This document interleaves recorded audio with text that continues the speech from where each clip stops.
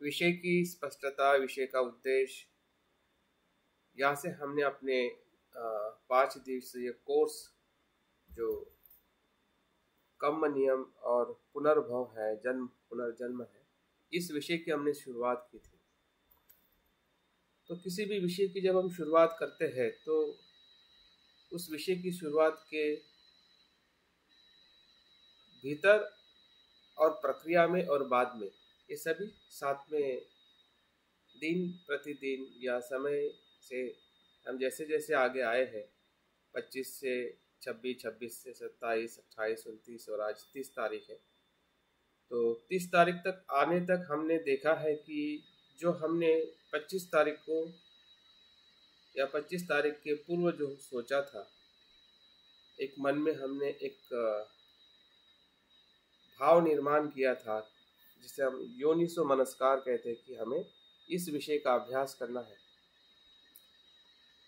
सम्यक रूप से जानना है कि कर्म नियम क्या है, पुनर्जन्म क्या है, हमारे कर्म क्या है, हमारे कर्म के होने वाले जो फल है इस जन्म में और आने वाले जन्म में भी जो भी फल मिलते हैं तो उसका क्या बुद्ध की शिक्षा में क्या उसका उपाय है या वो क्या बताना चाहते हैं जिससे हम भी अपने आप को समझ सकें। तो मैं उम्मीद करता हूँ और आप भी अपने आप से ज़रूर उम्मीद करें कि हमारा जो कार्य जो हमने शुरुआत किया था ये भी प्रतीत समुत्पन्न है, ये भी सत्य है। सत्य के आधार पे हम इस घटना को अगर देखते हैं तो इससे हमें बहुत कुछ लाभ मिल सकता है। सत्य ही हमारे सामने एक खुले आईने की तरह, खुले आकाश की तरह हमारे सामने प्रस्तुत हो सकता है कि हमने इस 5 दिवस की घटना में क्या सीखा।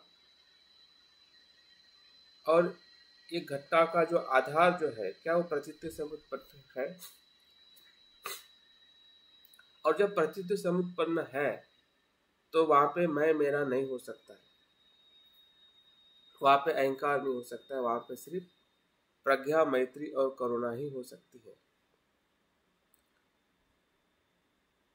हमारे हर एक दिवस में जो कुछ भी हमने सीखा है, और आज भले आखिरी दिवस है, आखिरी हमारी ध्यान साधना है इस विषय को लेकर या इस सुबह को लेकर, फिर भी ये जो अंत होने का जो भाव है, प्रक्रिया है, वो भी वो पहले शुरुआत है, उसी का ही ये अनुक्रम है। अगर पहला ही नहीं होता, ना दूसरा होता, ना अंत होता, और अंत के बाद में भी जो नई शुरुआत है हमारे नए जीवन को और गहराई में देखने की या और कुछ बेहतरीन हमारे जीवन में करने की, अभ्यास, चिंतन और आचरण करने की, तो ये संधि जो है यही पल देने वाला है। जो आज हम आखिरी पल कह रहे हैं, जो समारोपण कह रहे हैं या घटनाओं का या इस कार्यशाला का समापन कह रहे हैं, तो समापन कोई अंत नहीं है। अगर अंत है तो उच्छेदवाद है। हमें लगता है कि अभी क्या, अभी तो एक कोर्स समाप्त हो गया है, लेकिन समाप्त होने का भी जो आनंद जो है, समाप्त होने का भी आनंद हमें उठाना है, तभी जाके प्रतीत समुत्पाद कंप्लीट होता है। अगर शुरुआत का हम आनंद उठा रहे हैं, भीतर बीच का आनंद उठा रहे हैं और अंत का अगर आनंद नहीं उठा रहे हैं, तो पूरा हमने जो शुरुआत की है और मध्य में जो भी किया है, सब कुछ आखिरी क्षण के कारण जो दूसरा उसके बाद में क्षण आने वाला है उसमें भी हम काफ़ी नीचे की अवस्था में जा सकते हैं। तो इसलिए जो भी हम आज सीखने वाले हैं, आज के वर्ग में या शाम के भी जो क्लास में हम जो आखिरी इस कोर्स का हम समापन करने वाले हैं, ये कोई दुखद और हमें निराश करने वाली घटना नहीं है, बल्कि इस घटना से भी हमें प्रतीत समुत्पाद का जो तत्व है उसको हमें सीखने का, ग्रहण करने का प्रयास करना चाहिए। तो चलिए आज हम जैसे कि मैंने कल कहा था और हमारे कोर्स के अनुसार हमने जो कंटेन या जो ध्यान साधना का हमने संकल्प किया था, उन हर एक ध्यान साधना का हमने पिछले 5 दिनों से हमने प्रयास किया, 4 दिनों से प्रयास किया है।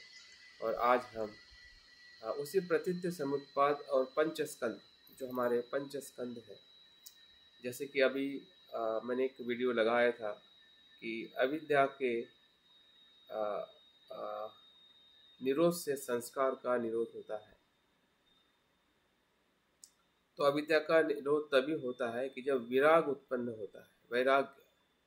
और वैराग्य तभी उत्पन्न होता है कि जब हम चीजों को अनित्य देखते हैं। जब तक अनित्य देखते नहीं है तब तक विराग उत्पन्न नहीं होता है, और विराग उत्पन्न नहीं होने से निरोध का मतलब ही अनित्य को देखना, अनित्य को महसूस करना, अनित्य के संपर्क में आके घटनाओं को देखना ही विद्या है। विद्या और अविद्या में इतना ही फर्क है। अविद्या में हम जैसा है वैसा नहीं देखते हैं, और विद्या में हम जैसा है वैसा देखना सीख जाते हैं, और वहीं से निरोध की प्रक्रिया शुरू हो जाती है। और वो निरोध धीरे धीरे जैसे जैसे हम जितने प्रमाण में उस निरोध का, उस अनित्यता का जैसे जैसे अनुभव करते हैं, वैसे वैसे हमारा भवचक्र दो प्रकार से टूटता है। एक तो ढीला होता है, और ढीला होते होते होते वो एक समय आता है कि वो बिखर जाता है और मुक्त हो जाता है। तो हमने प्रतीत्व समुत्पाद को इसी प्रकार से देखने का प्रयास किया था, जिस प्रकार से बुद्ध ने बोधि वृक्ष के नीचे जो अनुभव किया था, अनुलोम प्रतिलोम प्रतीत्व समुत्पाद को भीतर बाहर, भूतकाल, वर्तमान, भविष्य काल, सभी जगह पे सभी तरीके से उन्होंने उसका अवलोकन किया, और उन्होंने एक ही सत्य का अनुभव किया जो सभी वस्तुत्व जो है प्रतीत्व से उत्पन्न है। कोई अकारण, कोई स्वतंत्र रूप से उत्पन्न नहीं होती है। सभी घटनाएं, सभी वस्तुएं जो है वो कार्य कारण भाव से ही उत्पन्न होती है।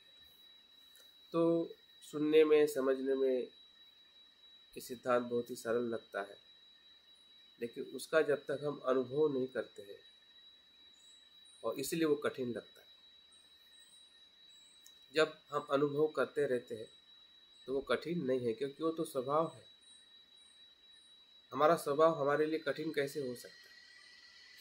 लेकिन कठिन तब लगता है कि जब उसका हम अनुभव नहीं लेना चाहते हैं, या अनुभव लेने की प्रक्रिया में हम बहुत कम प्रयास करते हैं। तो हमने जो पिछले 4 दिनों से प्रयास करते हुए आज हम हमारे जो पंच स्कंद है, हम सभी को पता है पंच स्कंद, रूप, वेदना, संज्ञा, संस्कार और विज्ञान, जिसे हम प्रतीत्व समुत्पाद में कहाँ देखोगे? नाम और रूप में। नाम रूप किससे उत्पन्न हुआ? हमने हर जगह पे प्रश्न पूछना चाहिए कि नाम रूप है तो क्यों है? क्योंकि विज्ञान के कारण। विज्ञान क्यों है? कहाँ से उत्पन्न हुआ है? वो हमारे संस्कार और अविद्या के कारण। तो हमें आगे की तरफ भी जाना है और पीछे की तरफ भी जाना है। आगे की तरफ जाते हुए हम देखते हैं कि हमारा प्रयास इस जन्म में जो काम करेंगे उसी का ही परिणाम हमें भविष्य में मिलेगा। और हम कहाँ से उत्पन्न हुए हैं, ये हमारा शरीर, ये हमारा नाम रूप कहाँ से हमें मिला है? वही से मिला है कि हमने पूर्व भर में जो कर्म किए थे उसी का संचय चेतना के माध्यम से हमारे शरीर और मन में विकसित हुआ है, जिसे हम नाम रूप या पंचस्कंद कहते हैं। पंचस्कंदों को ही नाम रूप में विभाजित किया जाता है। जो रूप है वो रूप स्कंद है, और जो नाम है वो चित्त स्कंद है। और चित्त स्कंद के अंदर हम वेदना, संज्ञा, संस्कार और विज्ञान, इन 4 घटकों को हमें समझना है, जानना है। कि वेदना, जैसे कि प्रतीत्व समुत्पाद में भी स्पर्श होने से वेदना होती है। जब हम वेदना को देखते हैं तो उसको प्रश्न पूछना चाहिए, ये कैसे उत्पन्न होती है? कौन उत्पन्न करता है? ऐसा नहीं, कौन और कैसे में बहुत अपने आप में ही प्रज्ञा और अज्ञान है। अगर हम प्रश्न करते हैं ये कौन उत्पन्न कर रहा है, तो वो अज्ञान है। हमारा प्रश्न ही अज्ञान से हमने निर्माण किया है। ये कैसे उत्पन्न होती है? क्योंकि बुद्ध ने कौन का जवाब नहीं दिया है और ना कौन का जवाब है। ये कौन निर्माण करता है? मैं निर्माण करता हूँ कि और कोई निर्माण करता है? ये जो प्रश्न ही अविद्या का प्रश्न है, इसका जवाब फिर ईश्वरवाद, आत्मावाद दे सकता है। तो बुद्ध और सत्य जो है वो प्रश्न के पूछने में ही हमें ढूंढ लेना है कि प्रश्न की उत्पत्ति या प्रश्न की निर्मिति हमने ऐसी करनी चाहिए, कैसे उत्पन्न होता है, क्या कारण है। तब जाके हमें वेदना का कारण हमारे 6 इंद्रिय के साथ होने वाले विषय के स्पर्श को हम महसूस करते हैं कि इसके वजह से, स्पर्श होने की वजह से वेदनाएं होती है, कितने भी प्रकार की वेदना हो। और ये वेदना हमारे पूर्व कर्म से जो संस्कार लाए हैं उसी के ही कारण, उसी के अनुभूति के कारण। देखिए, जब हमें कोई रूप दिखता है तो सिर्फ रूप देखने मात्र से हमें द्वेष या लोभ नहीं होता है, क्योंकि हमारा पूर्व संस्कार है। अगर पूर्व संस्कार ही नहीं होता लोभ का मेरे भीतर, तो किसी भी स्त्री को, किसी भी सुंदरता को देख के मुझे लोभ, आसक्ति निर्माण नहीं होती, मुझे द्वेष निर्माण नहीं होता।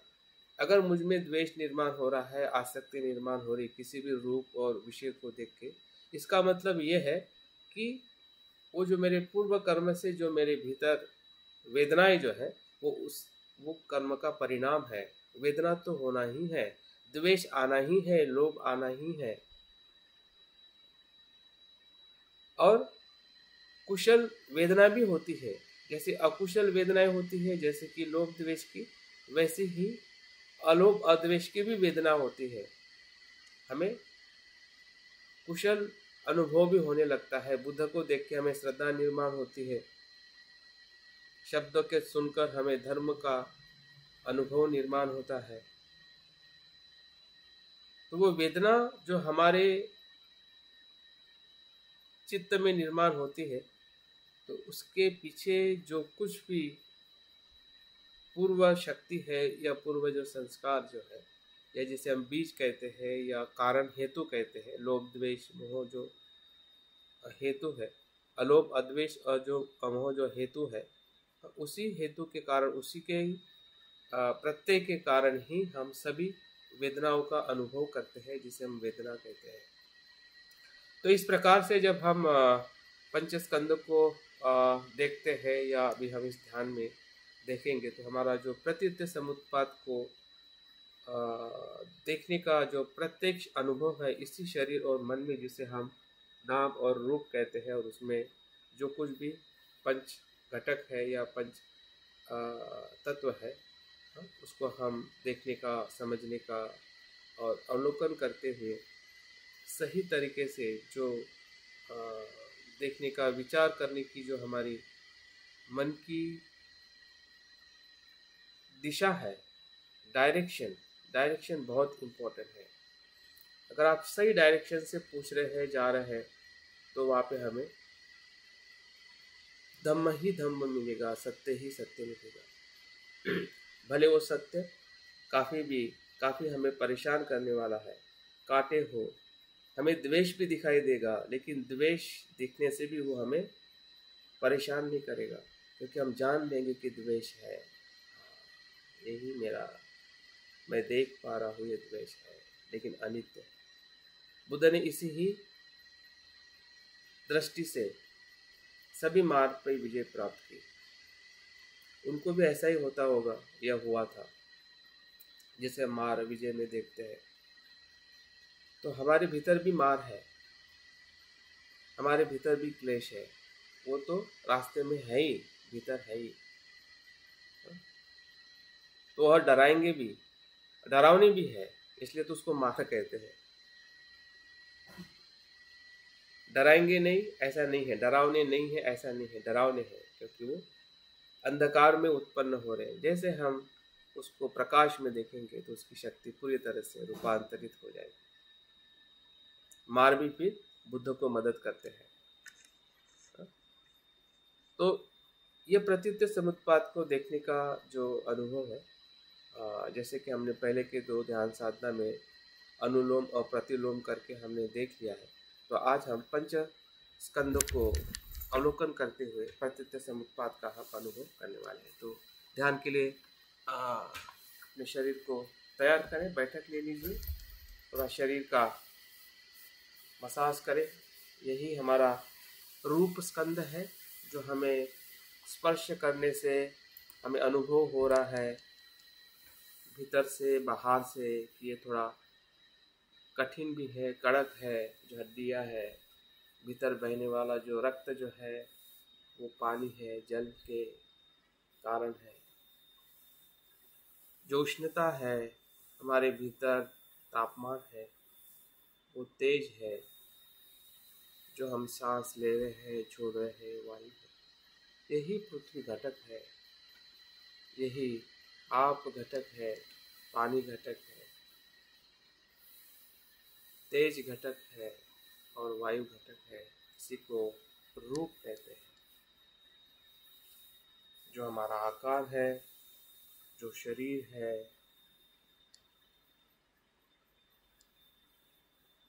इसी को रूप कहते हैं। इसी रूप को देखते हुए हमारी बैठक हमने सुखद कर लेनी है और देखना है कि हमारा शरीर जो हमारे पंच स्कंद का महत्वपूर्ण अंग है, उस शरीर को हम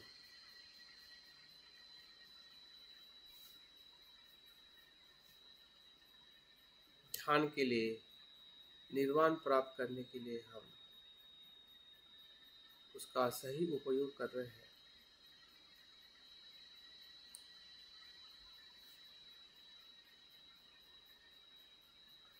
धीरे धीरे आंखें बंद करते हुए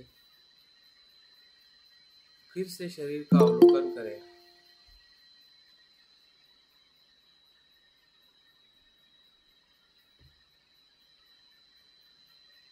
जैसे हम शरीर को देख रहे हैं, वैसे ही हमारे मन के भीतर विचारों का प्रभाव भी उत्पन्न हो रहा है।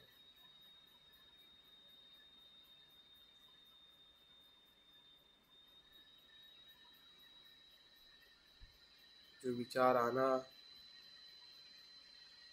ये हमारे पूर्व कर्म का परिणाम है। उसको आने दीजिए, जाने दीजिए।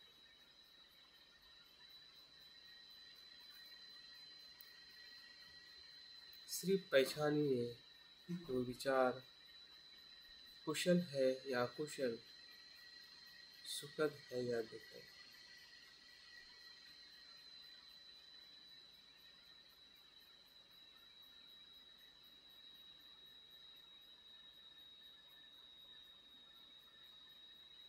हमारे मन के भीतर जो छंद है, इच्छा है,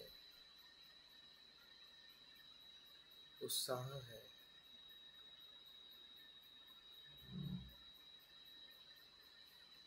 उसकी पहचान करें, उसका अनुभव लीजिए। इस समय ध्यान के प्रति मेरा छंद उत्पन्न हो रहा है। मैं उत्साहित हूँ, मैं आनंदित हूँ ध्यान के अनुभव के लिए।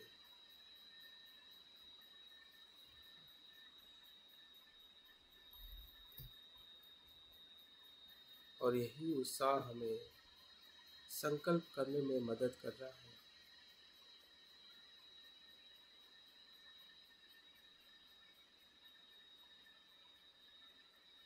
कि मैं अधिष्ठान करूं, ये ध्यान को मैं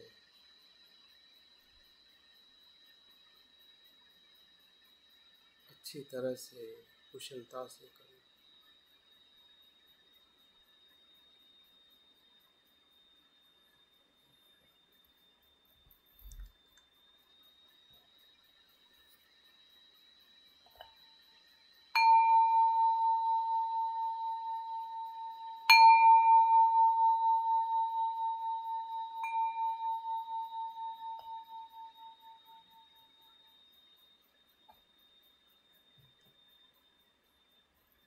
देखिए, हमारी सांस की स्मृति वर्तमान में हमें क्षण प्रतिक्षण आने के लिए मदद कर रही है।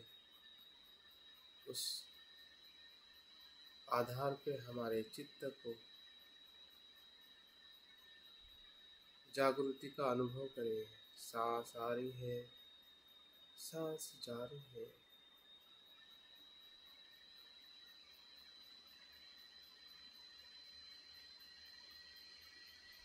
और उसे हम जान रहे हैं, सांस का भीतर आना और बाहर जाना। यही सती है, यही सजगता है।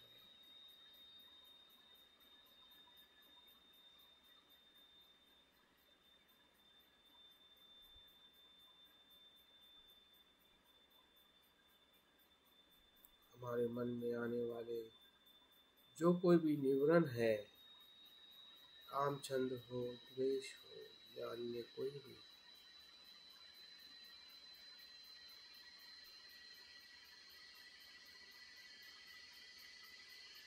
सांस को देखते देखते वो सभी निवरण शांत हो रहे हैं। क्योंकि जब हमारा ध्यान सांस पर है तो और कहीं जगह पे हमारा ध्यान नहीं जा सकता है। क्योंकि हमारा चित्त एक क्षण में एक ही कर्म करता है।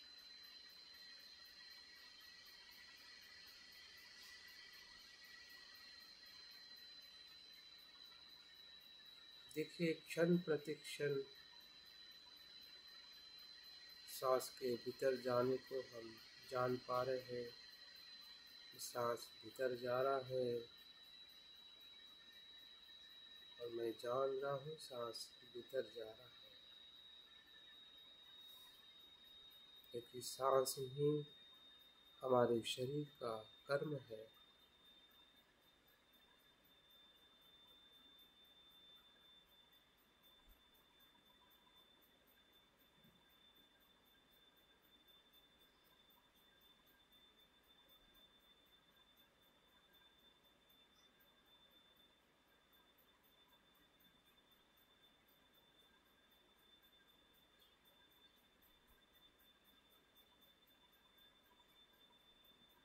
ध्यान के पहले चरण में हम प्रवेश धीरे धीरे सांस को देखते हुए, सांस को देखते देखते हमारा रूप स्कंध है, शरीर, शरीर के अंग, शरीर के भीतर होने वाली हलचल,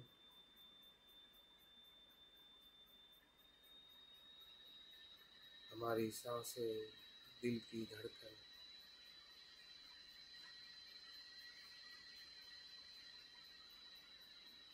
धीरे धीरे हम देख पा रहे हैं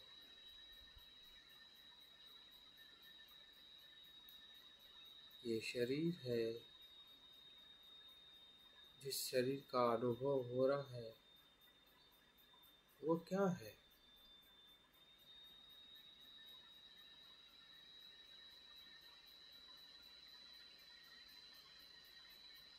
किस कारण से उत्पन्न हो रहा है?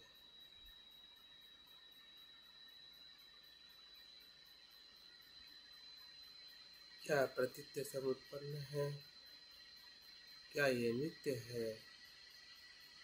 क्या ये मेरा है? क्या ये मैंने बनाया है? ये किस कारण, किस प्रत्यय से बना है?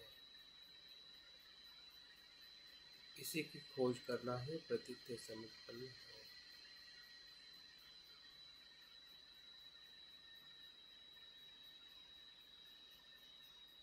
देखिए, सांस को देखते देखते हम शरीर के भीतर अवलोकन कर रहे हैं। पूरे शरीर के सर से लेके पांव तक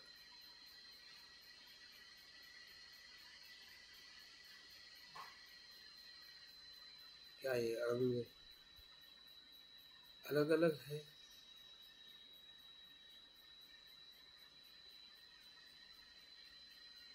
शरीर कहाँ पर है? किसको हम शरीर कहते हैं? किसको हम रूप कहते हैं? जो रूप 4 धातुओं से बनता है उसे रूप कहते हैं।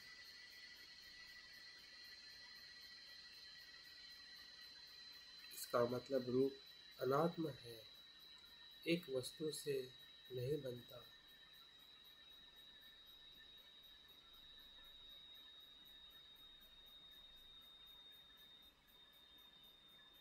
ये मेरा रूप स्कंध जो मेरी काया है,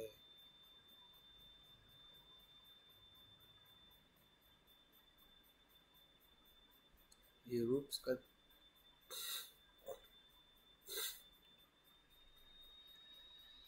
4 महाधातु के घटकों से बना है।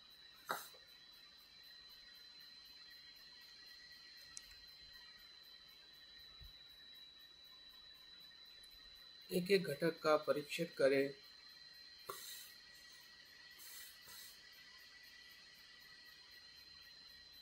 मेरे भीतर में जो पृथ्वी धातु है, जो शरीर में हड्डियां है, कठोरपन है, जड़ता है, वो सभी पृथ्वी धातु है।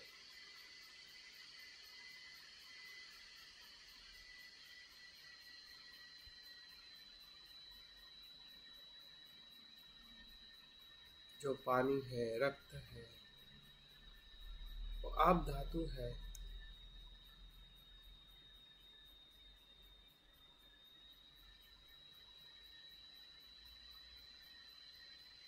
जो हमारे भीतर उष्णता है, तापमान है,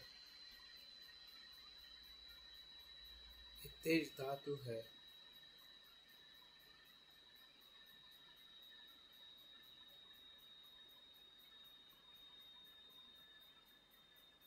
जो सांस ले रहे हैं, छोड़ रहे हैं, वायु धातु है।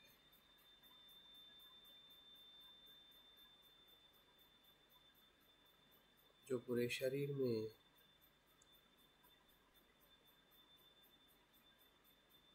गतिमान करती है, गति देती है, हर एक पेशियों को जीवन देती है। सर से लेके पांव तक यही 4 घटकों का मेल है, मिलाप है। उत्पन्न होना, स्थिति में रहना और लय होना, सांस का स्पर्श होना और स्पर्श का लय होना।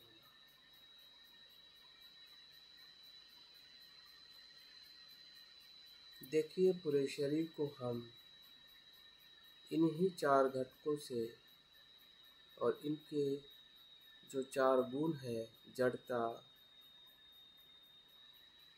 तरलता, उष्णता, गतिशीलता, यही हमारा रूप स्कंध है और ये प्रतीत्य समुत्पन्न है। इन 4 घटकों के सेवन करने के कारण ही माँ के गर्भ से लेकर अभी तक ये रूप स्कंद निरंतर इन्हीं 4 घटकों से,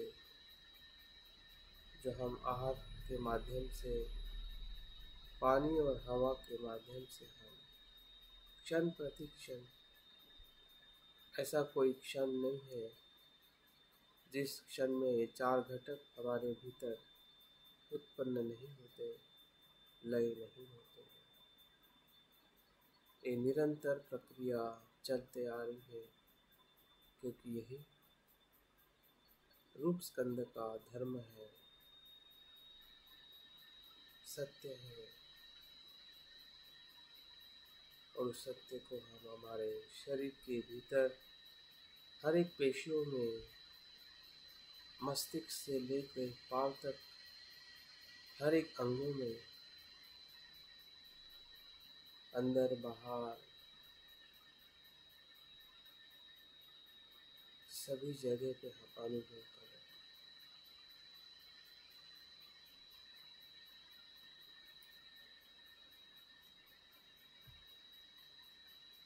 ना इसमें मैं है, ना मेरा है,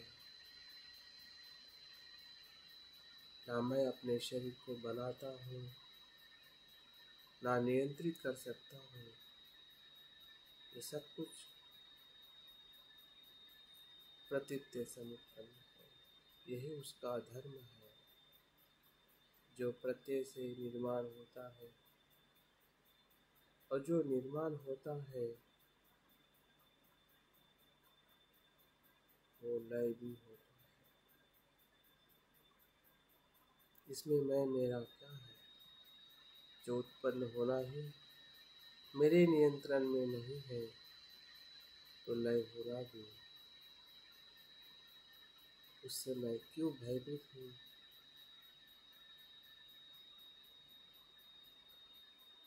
ये अनुभूति हमारे रूप स्कंद के प्रति जो आसक्ति है, जो राग है, लोभ है,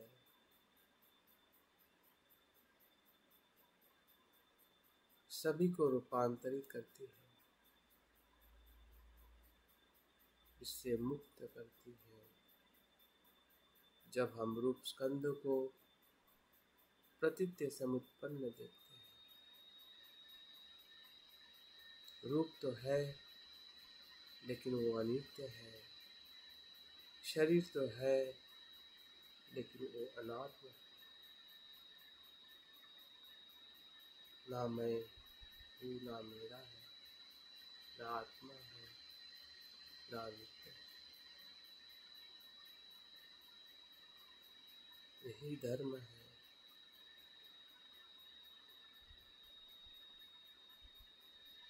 जो धर्म को देखता है वही बुद्ध को देखता है। बुद्ध ने भी यही देखा है।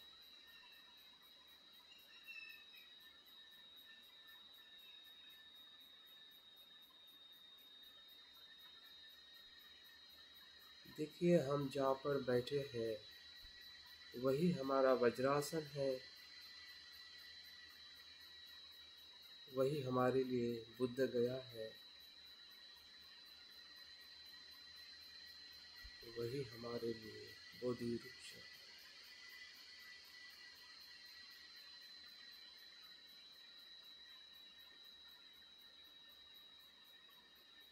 और ये शरीर रूप स्कंद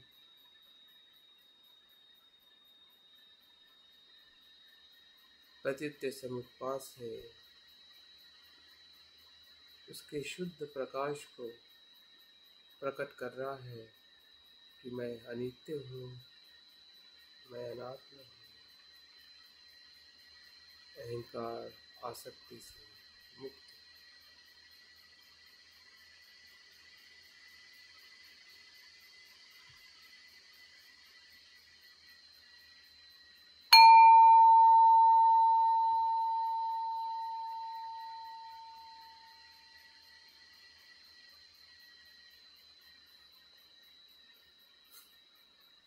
देखिए, वेदना स्कंद को, स्कंद का मतलब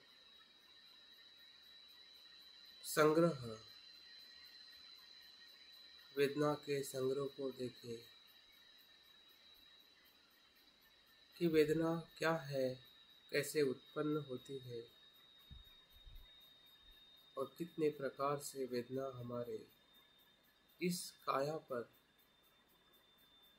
इस मन के भीतर कार्य करती है। वेदना वो है जो इंद्रिय के स्पर्श के कारण जो विषयों का स्पर्श होता है उससे वेदना उत्पन्न होती है, अनुभूति उत्पन्न होती है।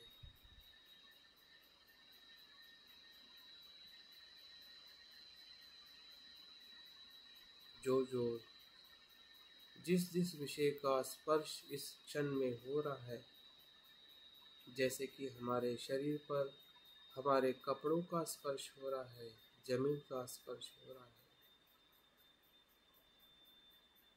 हमारे भीतर जो अंग है उसका तनाव का स्पर्श हो रहा है, और उसी से वेद निर्माण हो रही है।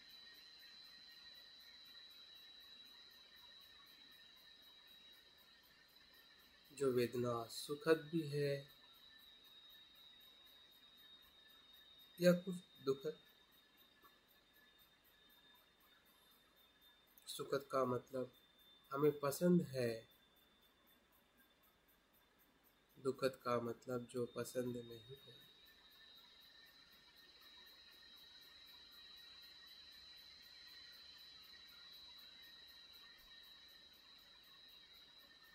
ये वेदना भी इसलिए निर्माण होती है क्योंकि हमारे पूर्व संस्कारों का परिणाम है।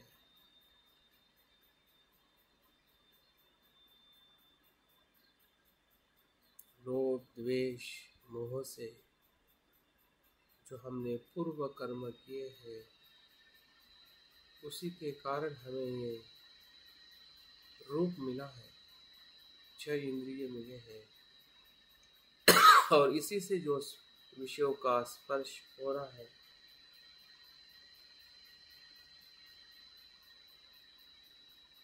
तो इसका परिणाम है। होने दीजिए, जिस प्रकार की भी वेदना हो,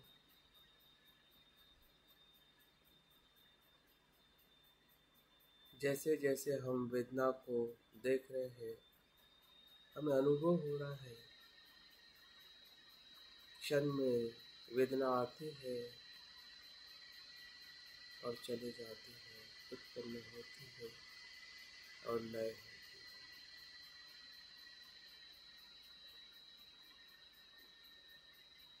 सुखद वेदना हो या दुखद या तटस्थ, मन के भीतर हो या शरीर के भीतर,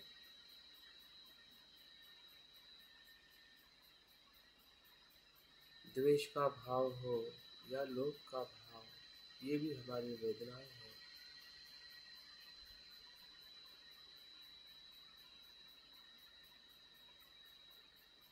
या मैत्री का भाव हो या दान का भाव, ये भी हमारी वेदना है। इसलिए उसे स्कंद कहा जाता है। अनेक वेदनाओं के समूह को स्कंद कहते हैं। वेदना एक नहीं है। जितने हमारे इंद्रिय है, उतने प्रकार की वेदनाएं क्षण प्रति क्षण हो रही है।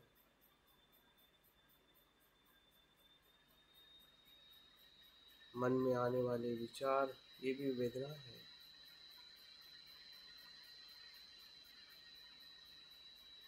अनुभूति है, कुशल विचारों की, अकुशल विचारों की। हम देख रहे हैं सभी वेदनाएं हमें दिखाई दे रही है, और हम ये भी देख रहे हैं इसकी उत्पत्ति कब और कैसे हो रही है। प्रतीक समुत्पाद देख रहे हैं कि इसके होने से ये हो रहा है, काया के होने से स्पर्श हो रहा है।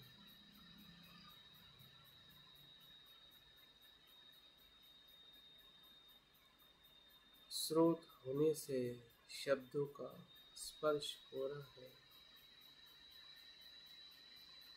नाक इंद्रिय होने से गंध का स्पर्श हो रहा है। आँखों से रूपों का स्पर्श होता है। मन के भीतर विचारों का स्पर्श हो, कल्पनाओं का स्पर्श हो।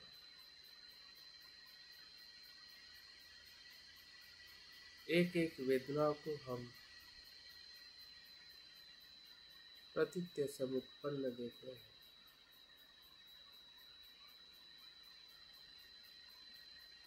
जो हो रहा है वो हमें समझ में आ रहा है कि यही वेदनाएं हैं।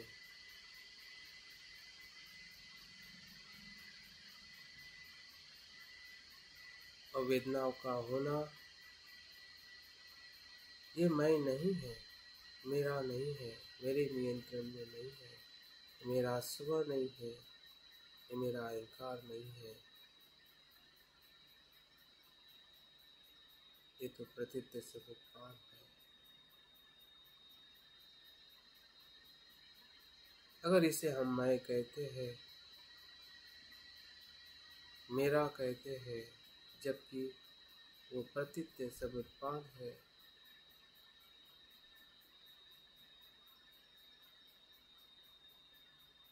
तो एक तो हम भव चक्र में चले जाते हैं या भव चक्र को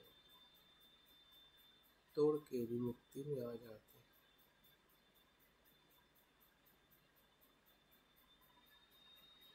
क्षण प्रति क्षण हमारी मुक्ति और हमारा बंधन इसी वेदनाओं के स्मृति में है। हमारी स्मृति हमारे प्रतीत्य समुत्पाद को उजागर कर रही है।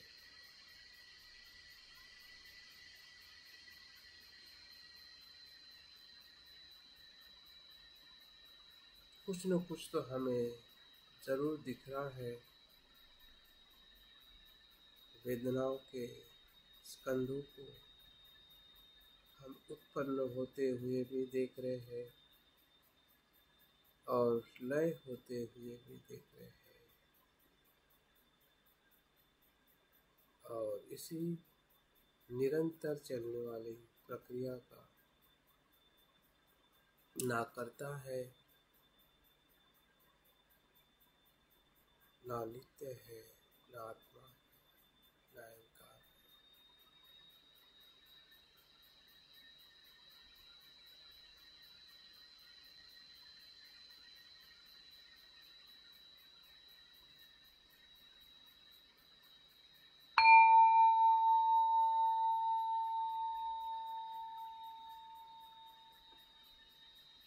ध्यान के तीसरे चरण में संज्ञा का अवलोकन करें, जो वेदना के कारण उत्पन्न होती है।